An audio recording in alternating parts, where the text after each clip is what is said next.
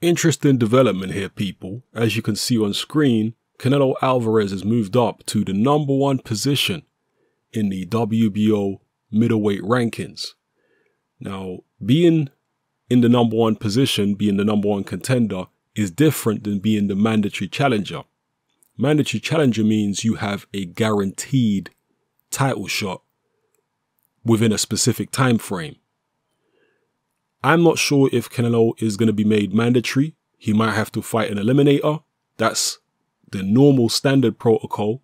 When someone is #1 contender, they fight the highest ranked next available contender in an eliminator, and the winner of that contest becomes mandatory challenger.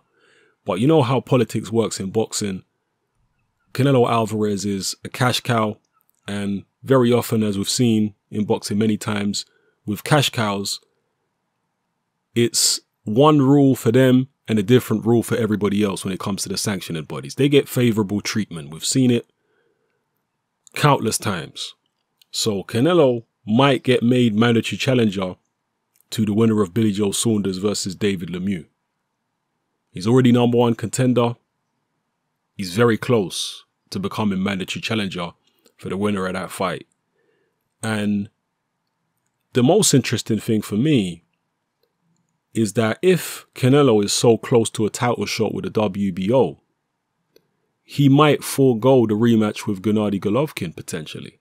He might say, you know what, let me pick up a belt here, and that will put me in a stronger position at the negotiating table for a Golovkin rematch.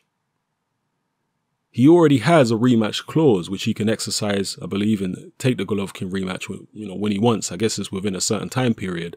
He might choose to forego it, have a crack at the WBO belt if he can get that, then go back to the negotiating table with Golovkin and make the fight even bigger. That's if Golovkin is still champion by then, and that's if Canelo actually manages to win whatever fight he's put in. You see, the thing about Canelo is that other than the Mayweather fight, every fight he's been in has been competitive. But he's had controversial decisions. I mean, a lot of people believe the Golovkin decision was controversial. So it's very difficult to beat Canelo on points unless you absolutely box his head off like Mayweather did. Then it's going to be difficult for you to get a decision. You're going to have to try and knock him out. Can Billy Joe Saunders or David Lemieux knock Canelo out? I'd be surprised. I think Lemieux's got serious power there.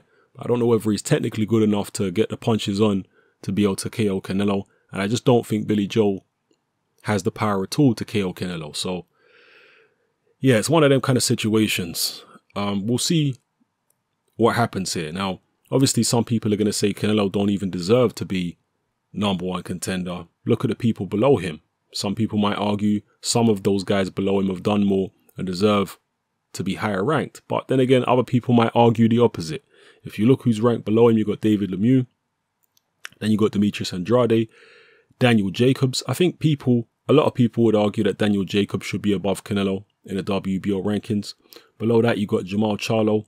Then you've got Walter. Man, I can't pronounce his name. Should I try? Wow, let me not even try. At #7, you got another guy who I'll struggle to pronounce. See, that Walter guy has got an African name, for a Namibian name, I guess.